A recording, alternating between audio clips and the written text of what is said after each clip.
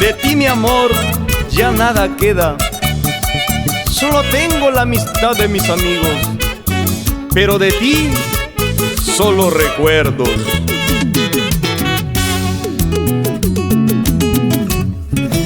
Quizás no puedas creer que por tu amor ando llorando. De pueblo en pueblo te busco y nadie dice dónde te encuentras. Muchas cartas te escribí, pero ninguna las has contestado para decirme siquiera que has dejado de quererme, para decirme siquiera que has dejado de amarme.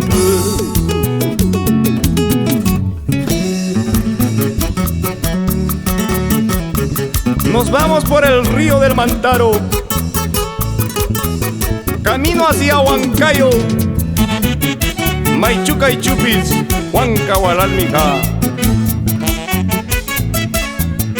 ¡Que vive el centro del Perú! ¡Allá vamos! Te lo dice Milderore.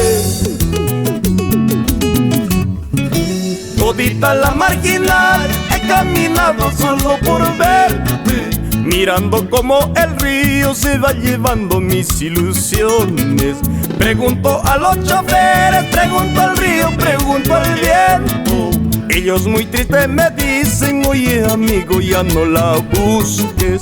Ellos muy tristes me dicen, oye amigo, ya no la busques.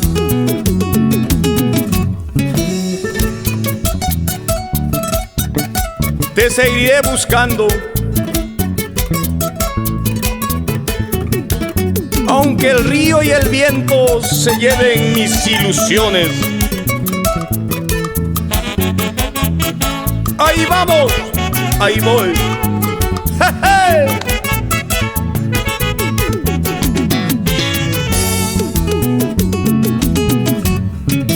Tú del amor de mi madre y las caricias de una mujer, de mis amigos la amistad. Ahora ya nada me queda, ahora ya nada me queda. Tú del amor de mi madre y las caricias de una mujer, de mis amigos la amistad. Ahora ya nada me queda, ahora ya nada me queda. Salud mi hermano Ángel Espinosa, por la tierra linda de Sayán, en el valle de Huaura, brindamos y cantamos.